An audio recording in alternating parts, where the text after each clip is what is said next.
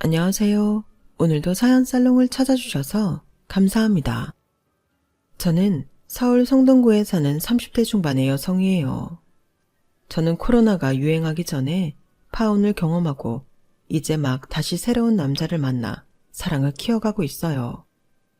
처음 파혼을 했던 건 정말 어이없는 이유 때문인데요. 제가 겪은 그 이상한 사람들 이야기를 들려드리며 과거를 털어내고 싶네요. 제 과거를 정리한다는 의미로 받아들여 주셨으면 해요. 이런 말씀드리면 저를 재수없다고 생각하실 수도 있는데 저는 어릴 때부터 연예인 해보라는 말을 많이 들을 정도로 외모가 좀 되는 편이에요. 저는 형제가 제 밑으로 남동생 하나인데 남동생이 어릴 때에는 친구들한테 누나 예쁘다고 자랑해서 아이들이 일부러 저를 보러 집에 오기도 했어요. 좀 눈에 띄는 외모이다 보니 주변에서 늘 남자들이 기웃거렸는데요. 워낙 남자애들이 고백도 많이 해오고 사귀자는 말도 많이 들어서인지 오히려 그런 일에 시큰둥했어요. 물론 저도 남자 사귀고 싶은 마음은 있었어요. 하지만 저도 모르게 무의식에서 남자들은 내 외모만 보고 접근하는 거지 진짜 나를 알려고 하지 않는다고 생각했던 것 같아요. 그래서 남자들의 마음이 진심이 아니라고 단정하고 조금 만나다 시큰둥해지기를 반복했어요. 대학 2학년 때까지 그런 일상을 보내다가 제 인생을 의미 있게 만들려면 하고 싶은 일에서 성과를 내야겠다는 마음이 들었어요. 오고 싶었던 대학을 합격했을 때만큼의 기쁨과 보람을 2년 넘게 다시 맛보지 못하고 있었기에 다시 그런 순간들을 찾고 싶어지더라고요. 그래서 공부도 열심히 하고 해외로 단기 어학연수도 다녀오고 좋은 성적으로 졸업을 하니 제 할 일을 잘했다는 생각에 보람이 있더라고요. 그렇게 열심히 살았던 덕분인지 대기업에 취직도 됐고요. 남들이 가고 싶어하는 직장에 취직했다는 사실에 또다시 뿌듯함을 느꼈고 부모님과 남동생도 많이 축하해줬어요. 처음에는 회사 적응이 쉽지 않고 생각과 다른 것도 많아 조금 고민이 되었지만 한 6개월 지나니 익숙해지더라고요. 그때부터는 직장에서 사람들과의 관계도 원만해졌고요. 그렇게 5년쯤 되니 직급도 올라가고 출장도 다니며 일하는 재미에 푹 빠져 살았어요. 회사에서도 저한테 들이대는 남자들이 있기는 했는데 저는 남자보다는 일에 더 흥미가 있어서 회사 들어간 후에는 한 번도 연애를 한 적이 없었어요. 그런데 다른 부서의 팀장이 제 일 내용을 칭찬해주면서 다가왔어요. 얼핏 좀 차가워 보였지만 저랑 동갑인데 팀장을 당고보면 꽤 능력도 있는 것 같았고 제 외모보다는 성격이나 일의 내용에 대해 더 관심이 많았기에 저 역시 그 사람에게 호기심이 생겼어요. 그렇게 2~3달 저는 그 사람을 관찰했고 남자의 조금은 무덤덤해 보이는 태도에 끌려서 사귀게 됐네요. 사귀고 보니 남친은 꽤 재미있는 말도 잘하고 유쾌한 면이 있었어요. 사람은 역시 시간을 두고 지내봐야 하는 건가 봐. 재호씨 이렇게 재미있는 사람인 줄 몰랐어. 나도 그래. 진아 너 하고 다니는 거 보면 엄청 완벽해 보이고 세련되기만 한 것 같았는데 너무 털털하고 편해서 좋다. 저희는 퇴근하고 만나서 주중에는 밥도 같이 먹고 영화도 봤어요. 주말에는 가끔 교회로 놀러가고 운동도 하러 다녔고요. 그렇게 1년 넘게 사귀니 남친이 슬슬 결혼 이야기를 꺼내더라고요. 우리 이렇게 만나느라 허비하는 시간이 얼마냐? 우리끼리 보내는 거 말고 각자 왔다 갔다 하는 거 말이야. 교통비는 또 어떻고. 내가 볼 때 우리 계속 만날 것 같은데 이럴 바에는 그냥 빨리 같이 사는 게 낫지 않겠어? 그 말도 일리는 있는데 나는 결혼이 급한 생각은 없어. 그리고 재호씨 만나러 나오는 시간이나 비용 아깝다고 생각한 적도 없고. 재호씨는 그랬어? 이대로 좀 더 만나다가 천천히 결혼 생각해보는 것도 나쁘지 않잖아. 뭐지? 이건 뜻밖의 반응인데? 혹시 나 별로야? 아니면 누구 딴 놈이라도 마음에 두고 있는 거야? 뭔 소리야. 내가 그럴 사람이 어딨다고 그래. 내가 뭐 양다리라도 걸친 것처럼 말하네. 좀 빈정상하는데? 니네 팀의 양대리 너한테 은근 앵기더라. 자꾸 말 걸고 일도 자꾸 같이 하려고 하고. 이게 다 네가 태도를 애매하게 해서 여지를 주니까 그런 거 아니겠냐고. 솔직히 우리 사귀는 거 비밀로 하는 거 마음에 안 들어. 물론 말이 많아지겠지만 이쯤 되면 밝혀도 되지 않겠어? 아니 그보다 그냥 결혼 발표하는 게 더 좋긴 하지만 말이야. 양 대리는 원래 누구한테나 그래. 그 사람 신경 안 써도 돼. 그럼 내가 싫어? 왜 결혼 안 하겠다는 건데? 싫은 사람 만날 정도로 한가하지 않거든. 그냥 결혼은 너무 서두를 필요가 없다는 입장이야. 요즘은 결혼도 다 늦게 하는 추세인데 빨리 할 거 없잖아. 남들은 남들이고 우리는 나 싫은 거 아니면 결혼하자. 집안일 많이 도와줄게. 아이 생겨도 지나 너만 독박육아하게 놔두지 않을 테니까 결혼하자. 응? 그렇게 조르는데도 저는 좀 더 생각해보자고 했어요. 솔직히 그동안 봤던 남친의 시큰둥하고 덤덤한 태도와는 많이 달라서 당황스럽기도 했어요. 한번 결정하고 해야겠다고 마음먹은 일은 될 때까지 물고 늘어지는 것 같더라고요. 이런 성격이 적응되지 않아 난감했는데 남친은 거창한 이벤트로 저한테 프로포즈를 하기까지 했어요. 저는 평소와 다름없는 저녁 약속으로 알고 나갔다가 엄청 놀랐죠. 꽤 비싼 라운지 바 겸 카페를 빌려서 장미꽃으로 온통 장식을 하고 유명한 브랜드의 반지 목걸이 세트를 들고서 저를 보더니 한쪽 무릎을 꿇더라고요. 동화나 애니메이션에 나오는 왕자처럼요. 박진아, 내 평생에 너 말고 다른 여자는 없을 거야. 너 진짜 행복하게 해줄게. 나랑 결혼하자. 결혼해줘.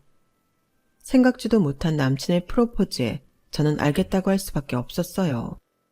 저랑 만날 때 오가는 비용과 시간까지 생각할 정도로 냉철한 사람이 이런 데에 돈을 쓰리라고는 상상도 못했거든요. 그만큼 저를 사랑하니 이런 일을 다 버렸구나 싶어 감동도 했고요. 남친에게 알겠다고 하니 그 사람은 너무 좋아하며 제 손가락에 반지를 끼워주려고 했지만 그건 나중에 하고 먼저 목걸이만 하고 있겠다고 했어요. 왜인지 모르겠는데 회사에서 다 알아볼 만한 반지는 하고 싶지 않더라고요. 양쪽 집 인사드리고 나서 완전히 결정이 되면 그때 반지를 끼고 회사에 알리자고 했어요. 남친도 그건 순순히 알겠다고 받아들였어요. 저희 부모님은 몇 달 전 지방에 땅을 마련하셔서 거기에 사과 농사와 닭을 키우며 지내고 계셨어요. 주말에 내려간 제가 결혼할 것 같다고 하자 두 분 다 놀라셨고요. 네가 남자친구 있는 눈치인 건 알고 있었다만 먼저 말 꺼내기 뭐해서 엄마도 아빠도 네가 얘기해 줄 때까지 기다리고 있었어. 근데 결혼할 것 같다고 하니 꽤나 좋은가 보네? 모르겠어 엄마. 싫지는 않은데 결혼하는 것도 나쁘지 않은 것 같고. 그러자 아빠가 물어보시더라고요. 남자 성격은 어떠냐? 푸근한 데가 있어야 같이 살 때 편한데. 재미있고 유쾌하고 푸근하다기보다는 냉철한 편이기는 해. 그렇다면 나는 좀 생각해 봤으면 좋겠는데. 아우, 네 아빠가 왜 저런다니? 얼마 전까지만 해도 너는 왜 신랑감 안 데려오냐고, 사귀는 여자하고 결혼 안 하냐고 하시던 양반이 괜히 저런다. 지나 네가 어련히 알아서 잘 골랐겠어? 다음에 같이 와서 밥이나 먹자. 우리랑 인사하고 너도 그 집 가서 인사드려야지. 라는 엄마 말에 그러겠다고 했고 서울에는 엄마와 같이 올라왔어요. 부모님이 아파트가 2개 있는데 그중 월세를 준 한 집이 말썽이라는 거였어요. 새도 제때 안 주고 베란다를 자기들 멋대로 터버렸는데 그게 걸리는 거라 관리실에서 부모님한테 연락이 왔다고 하더라고요. 내가 이래서 전세를 하려고 했는데 아빠가 앞으로는 월세 시대라고 월세 한번 받아보자고 했거든. 솔직히 거기 아파트 40평대라 꽤 돈 받는데 그 돈 내고 있을 사람 있을까 했어. 이렇게 몇 달째 세도 안 주고 사고만 치니 어쩌면 좋나 싶다. 아직 계약 기간도 남아있는데 사고만 친다며 엄마는 한숨을 내쉬었어요. 웬만하면 아빠가 올라오실 텐데 아빠는 허리가 안 좋으셔서 차를 오래 못 타셨거든요. 하지만 엄마는 세입자를 만나지 못했고 결국 관리실과 이야기를 하고 베란다 복구에 대한 내용 증명과 서류 등을 보내기로 했다고 하시더라고요. 엄마가 많이 심란해하셔서 저도 안 좋은 마음으로 한 주를 보내고 있는데 남친이 대뜸 저를 불러내더라고요. 회사에서 좀 떨어진 카페에서 저를 기다리던 남친은 저를 보자마자 이러는 거였어요. 너 법대 나왔으니까 변호사나 법무사 아는 사람 있지? 우리 본가 때문에 일이 좀 생겼거든. 변호사인 친구가 있긴 한데 복잡한 일이면 바로 법무법인 찾는 게 빠를걸? 뭐 간단한 일이면 물어봐 줄 수는 있고. 야, 너 태도가 그게 뭐냐? 너무 남의 일 대하듯 말한다. 네 시댁일이잖아. 네 집안일이라고. 이제 그런 식의 태도는 좋지 않다고 본다. 간단하면 물어봐 줄 수 있다니. 당연히 네가 책임지고 처리를 해야지. 아니, 결혼 허락이 완전히 떨어진 것도 아니고 그냥 둘이 결혼하자 말만 오갔는데 오버가 심하더라고요. 하지만 일하다 말고 나온 저는 자리를 비운 게 신경 쓰여 얼른 이야기를 마무리하고 싶었어요. 무슨 일인지 들어볼게. 그래야 어떻게 할지 결정을 하지. 부모님이 지금 아파트 전세 사는데 주인이 까칠하게 구네. 세입자 보호법에 의거 무슨 조치를 취할 수 없을까? 계약 기간이 남아있는데 나가라고 하는 거야. 어떻게 까칠하게 하는 건데 그래? 집을 마음대로 손대면 안 된다. 그런 거에 대한 책임을 묻겠다. 막 이런다는 거야. 우리 엄마 마음 약해서 주인 전화 오는 것만 봐도 가슴이 막 뛴다고 하셔. 이런 것까지 보상받았으면 좋겠어. 심각한 훼손이 아닌 이상은 사는 사람이 편하게 쓸 수 있겠지. 구체적인 상담이 들어가야 알 수 있을 문제 같으니까 변호사를 바로 알아보는 게 나을 것 같아. 내가 아는 변호사는 국제법 전문이라 이쪽이랑은 거리가 있어. 임대법 쪽으로 많이 일하는 변호사 알아볼게. 꼭 좀 부탁한다. 이럴 때일수록 힘을 모아서 같이 해결해야 가족이 된 보람이 있지 않겠냐? 우리 엄마 정신적 피해 보상까지 받을 수 있게 진아 네가 꼭 알아봐야 된다. 그걸 장담은 못하고 법이라는 게 따지고 들어가 봐야 되는 건데 이렇다 저렇다 단정은 할 수 없어서 확답은 못해. 이런 거는 이따 얘기해도 되는데 꼭 일하는 중간에 불러내야 했어? 나 바로 들어가 볼게. 야, 너 말을 그렇게밖에 못해? 우리 본가에 생긴 일이잖아. 그러면 너도 당연히 관심을 갖고 걱정을 해야 맞는 거지. 그런 식으로 선 긋는 거 시댁 일이다 그런 거야? 나는 적어도 네가 좀 더 걱정해주고 공감해줄 줄 알았는데 실망이다. 저는 그렇게 말하는 남친이 더 이상했어요. 임대인하고 문제가 생긴 거는 안 됐지만 그 정도는 직접 해결할 수 있는 문제 아닌가요? 집을 어디까지 손대지 않기로 했는지도 모르겠고 주인이 그것에 대해 지적을 했으면 원만히 말로 해결을 했어야 하는데 무조건 전화만 와도 가슴이 뛰니 정신적 피해 보상부터 이야기하는 게 저는 더 거슬리더라고요. 자기도 같은 회사 다니면서 일하는 도중 이런 식으로 사적인 일에 시간을 쓰는 건 땡땡이나 다름없는 건데 말이죠.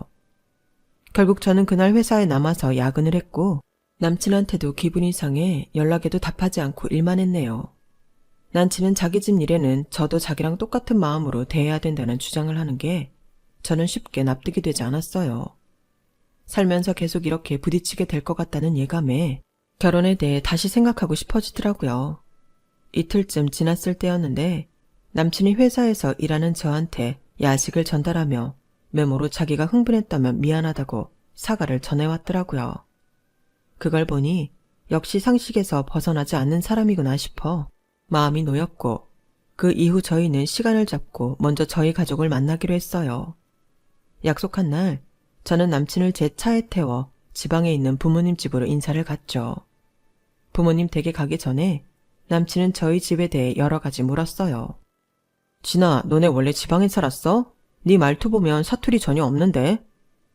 원래 다 서울 살았는데 부모님이 시골 내려가고 싶다고 하셨어. 그래서 남동생은 자기 학교 가까운 데에서 살고 나도 따로 사는 거야. 정말 그냥 시골 가서 살고 싶어서 내려가신 거야? 그러기 쉽지 않잖아. 보통 낙향하면 일이 잘 안 되거나 그런 거 아닌가? 서울 오래 살아서 흙 밟으며 살겠다고 내려가는 사람들도 많아. 뭐가 궁금해서 그래? 우리 부모님 일이 잘 안 되다니? 아니, 혹시 하던 게 망했다거나. 아, 너네 아버지는 회사 다니셨다고 했던가? 하, 내 농담이 지나쳤지? 남친이 농담이라며 우스갯소리처럼 말했지만 저는 좀 기분이 상했어요. 남친이 미안하다며 사과했지만 한번 부딪히고 난 후부터는 남친이 하는 말이 거슬리는 게 좀 있더라고요. 부모님 집 도착했을 때도 그랬고요. 남친은 마치 조사라도 하는 것처럼 쫙 둘러보며 사과 농장 규모는 어느 정도냐 물어보고는 양계장도 생각보다 작다고 하더라고요. 부모님이랑 남동생하고 대면했을 때는 태도도 안 좋았어요. 자기를 반겨주는 우리 엄마를 아래 위로 대놓고 훑어보지를 않나. 엄마가 정성스레 준비하신 음식을 깨작거리며 재료 하나하나 젓가락을 들어서 보더니 몇 점 먹지도 않고 수저를 내려놨고요. 한번 사람이 거슬리기 시작하니 마음에 안 드는 것만 보이나 싶어 저는 제 마음을 다스리려 노력했어요. 아빠는 저랑 같은 회사에 들어가느라 공부 많이 했겠다고 칭찬하시느라 하는 말에도 대답을 이렇게 했어요. 뭐 제가 그 정도는 갈 수 있으니까요. 진아도 저희 회사 들어와서 일하는데요 뭐. 밖에서 보는 것보다 빡세지는 않았어요. 부모님은 별 내색을 안 하셨지만 남동생 표정이 안 좋았어요. 그럼 우리 누나는 어디가 마음에 들었어요? 예쁘잖아. 옛말에 기왕이면 다홍치마라는 말도 있는데 어차피 결혼해서 살 거면 예쁜 사람이 좋지 않겠어? 아, 이건 좀 듣기 거북한데요. 그리고 초면인데 말을 놓는 것도요. 아니, 나는 나이가 어리니 친근감에 그런 건데 그게 불편했나? 그리고 내가 좀 솔직한 편이라서 사실 진아가 예뻐서 잡고 싶은 마음이 큰 거니까 다른 말로 꾸며봤자 진실은 그건데 돌려 말할 거 뭐 있어? 이런 태도는 좋은 분위기를 만들려고 했던 부모님한테도 실례였죠. 저 역시 남친이 이런 식으로 나올지 몰라서 당황스럽고 불편했는데요. 정작 당사자인 남친은 별스럽지도 않다는 듯 당당하게 굴더라고요. 남친이 서울로 올라오는 길에 한 말은 더 웃겼어요. 생각보다 너네 부모님 촌스럽지는 않더라. 근데 사과 농장도 양계장도 그냥 가족만 먹고 살려고 하는 거야? 그걸로 돈벌이 하는 건 아닌가 보네? 부모님이 전문적으로 농사를 짓고 양계를 하시던 분도 아니잖아. 부지런히 몸 움직이고 싶으셔서 하는 거니까 어디 팔 생각은 없지. 아니, 그러면 서울에서 살면서 피트니스 열심히 다니면 되지. 니네 진짜 별 문제 없이 시골 간 거 맞아? 우리 집에 자꾸 무슨 문제가 있다는 거야. 그냥 부모님이 원해서 내려가셨어. 그게 끝이야. 왜 무슨 이유가 있냐고 하는 건데. 그렇잖아. 보통은 큰 병원 가까운 도심 지역 안 벗어나는 게 상식 아닌가? 니네 부모님 우리 결혼 비용 보태주실 정도는 돼? 나 혼자 집장만 하는 건 좀 그런데. 네가 아무리 못 보태도 40%까지는 나눠서 해야 된다고 생각해. 우리 부모님이 집값 못 보태주실까 봐 그러는 거야? 아무리 그렇더라도 이렇게 물어보는 건 예의가 아니지. 이제 곧 결혼할 사이에 예의고 뭐고 할 게 뭐 있냐? 다 까놓고 사정 미리 아는 게 훨씬 편하고 좋지 뭘 그래. 현실적인 사람이라는 건 알았지만 그건 저도 마찬가지였기에 지금까지 서로 삐걱거리지 않았는데 부모님 집을 갈 때부터 남친은 자꾸 저랑 어긋났어요. 친구들은 결혼 전에는 서로 예민해져서 날카로운 말도 주고받는다고 하더라고요. 저 역시 그럴 거라고 생각하고 좀 더 부드럽게 서로를 맞춰주자는 마음으로 지내려고 했어요. 그리고 남친 부모님을 만나는 날이 되었어요. 남친이 최대한 신경 써서 잘 차리고 오라는 말에 저는 평소 잘 입지 않던 옷을 꺼내 입었어요. 선물도 미리 백화점에서 주문한 한우 세트를 들고 갔고요. 남친 본가는 유명한 이름의 아파트이긴 했어도 사진으로 본 집안은 생각보다 소박하고 평범했어요. 그런데 집에서 안 만나고 카페에서 볼 거라는 거였어요. 갑자기? 나는 당연히 집에서 인사드리는 줄 알았는데. 집에 좀 손댄 게 있다고 했잖아. 그것 때문에 복잡하대. 라며 남친은 저를 아파트 단지 바로 옆에 대형 카페로 데려갔어요. 잠시 후 남친 어머니가 나오셨는데 표정이 안 좋더라고요. 남친 어머니는 제 얼굴을 제대로 보지도 않으시고 불평부터 하셨어요. 아니, 이렇게 불쑥 들이닥치면 어떻게 해? 지금 우리 바깥 양반도 없는데 갑자기 온다고 해서 밖에서 보자고 했어. 이래도 괜찮은 거지, 아가씨? 저는 제가 온다는 말씀 안 드렸냐는 표정으로 남친을 쳐다봤어요. 남친은 살짝 짜증이 난 목소리로 말하더군요. 엄마, 내가 오늘 온다고 미리 말했는데 그런 소리를 하면 진아가 오해하잖아. 엄마가 아빠한테 제대로 말 안 했지? 몇 시인지 내가 기억을 못하니 한 번 더 말해달랬잖아. 아무튼 난 몇 시 오는지 몰라서 네 아버지 나가시는 거 못 말렸어. 이렇게 분위기가 이상한 가운데 저는 어색하게 인사를 드렸어요. 아가씨, 진아라고 했지? 내가 편하게 불러도 되지? 커피든 뭐든 시키고 싶은 거 주문해. 젊은 사람들 커피라면 다 좋아하잖아? 네, 커피 제가 주문해 올게요. 뭐 드시겠어요? 이렇게 저는 제대로 인사도 못 드리고 제 돈으로 남친 어머니의 남친의 제 것까지 주문을 해야 했어요. 당연히 남친이 자기가 내겠다고 할 줄 알았는데 아니더라고요. 남친 어머니는 지금 시골에서 농사 짓는 저희 엄마보다도 더 힘들어 보였고 그야말로 집에 있다가 바로 나온 것 같았어요. 저는 우리 부모님이 너무 수수한 차림으로 맞이해서 남친이 좀 얕본 건가 싶기도 했는데 남친 어머니는 더했던 거죠. 그래서 대체 뭘 보고 우리 부모님한테 그렇게 무례하게 했나 물어보고 싶은 심정이었어요. 우리 재호랑 같은 회사인데 팀이 다르다며? 어디서 일해? 마케팅팀이요. 재호 씨는 기획전략팀이라서 같이 회의할 때가 많기도 해요. 그 마케팅인가 그건 나이가 어릴수록 유리한 거 아니야? 여자가 일하기에는 한계가 있는 거 아니겠어? 듣자 하니 법대 나왔다며. 왜 상관없는 일을 해? 공부 못했어? 이런 식으로 물어보니 어떻게 대답해야 할지 참 난감하더군요. 공부하다 보니 이쪽이 더 적성에 맞아서요. 나이 걱정하시는데 이 일은 자기랑 잘 맞아야 할 수 있는 것 같아요. 저는 다행히 힘든 줄 모르고 일한 정도라 걱정 안 하셔도 돼요. 그래, 요즘은 남자한테만 경제적인 짐을 지우면 안 되잖아. 애라도 생기면 돈 한두 푼 드는 거 아니고 아가씨나 재우 클 때 생각하면 어림없다고. 여자가 자기 직업 확실히 가지고 돈 제대로 벌어야 돼. 진아 너도 우리 재호만 믿고 있으면 안 된다. 내 아들이라서가 아니라 우리 재호 진짜 잘났다. 우리 집안에 재호보다 나은 애가 없어. 재호 대기업 들어간 거 온 집안이 다 부러워했다니까. 이 집안에 거기 간 사람이 없거든. 너 그러니까 남편 하나는 제대로 만난 줄 알아야 돼.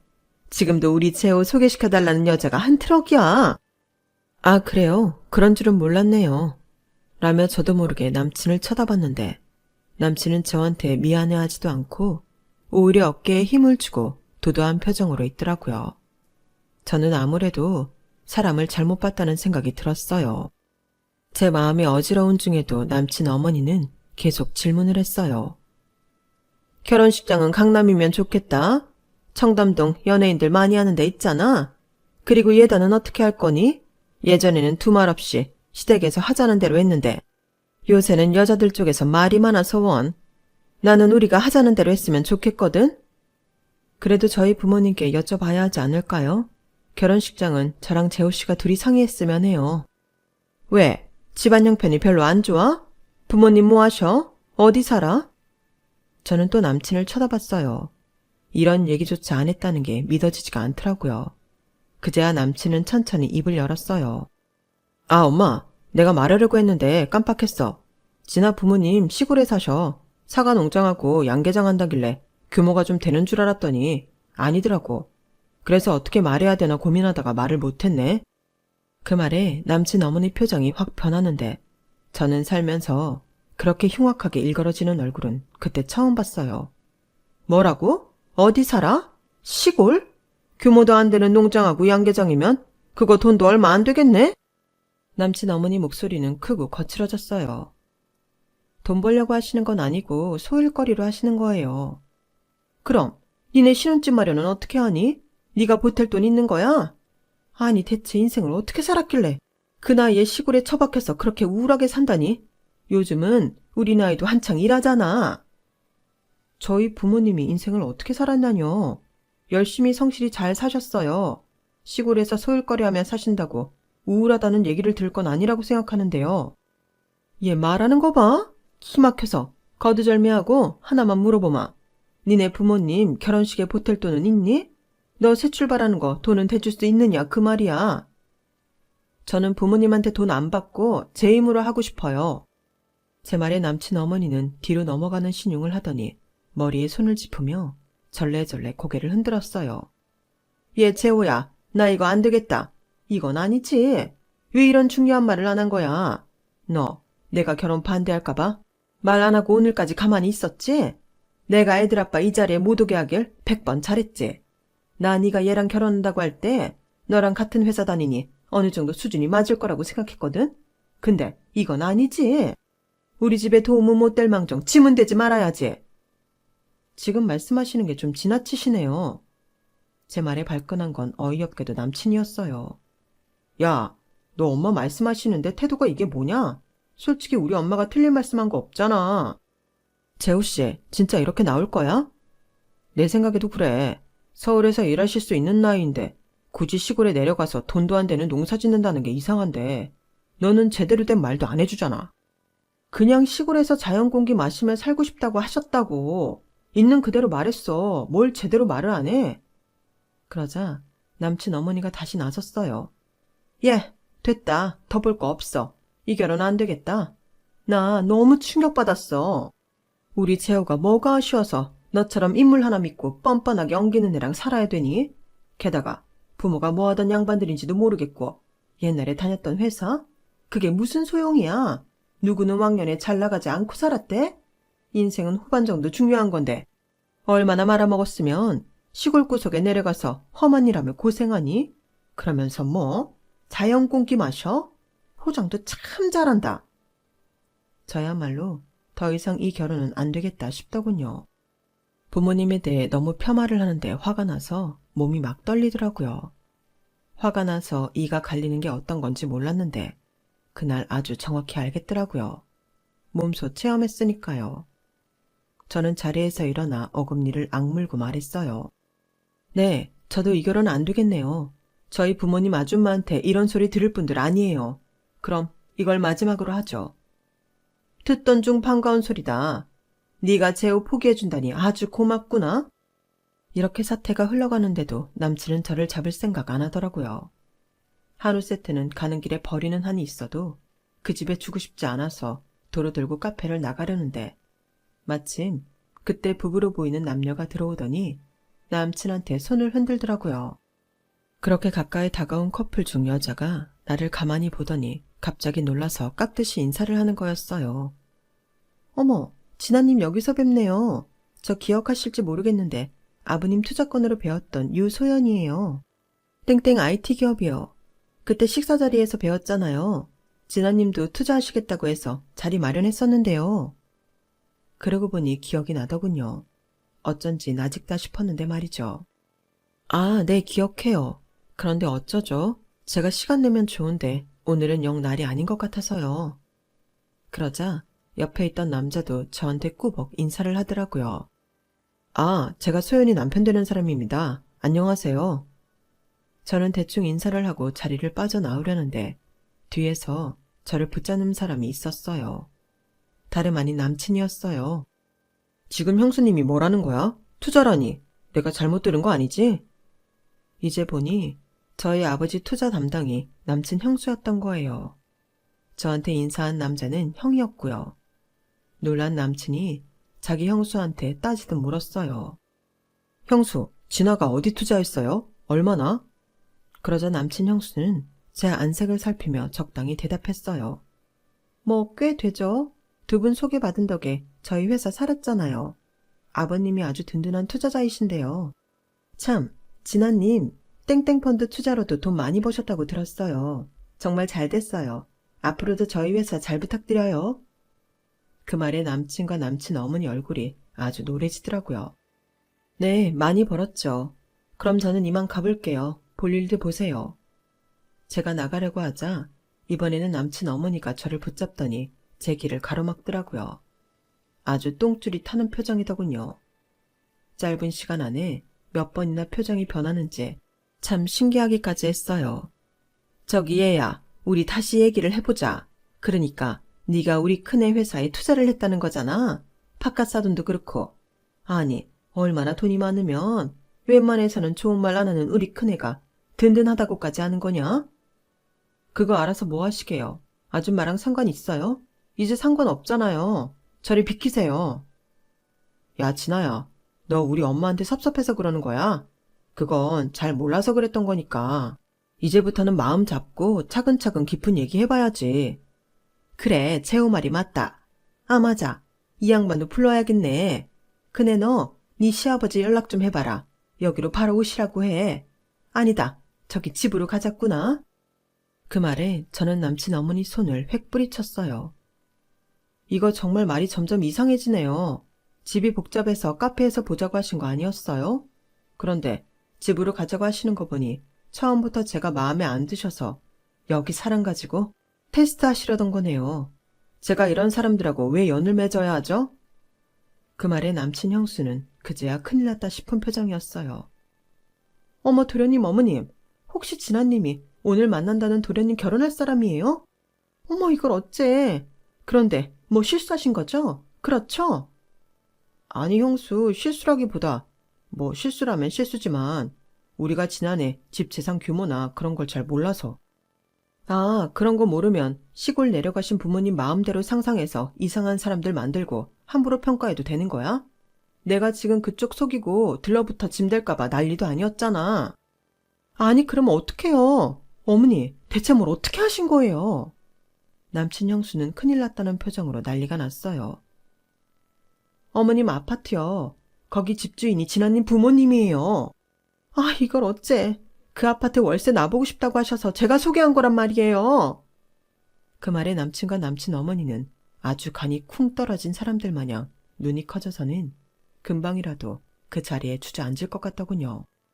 아, 그러니까 월세도 몇 달치 안 내면서 전화도 제대로 안 받고 돈 줄 생각도 안 하고 베란다까지 뜯어버렸다는 게 그쪽이었어요.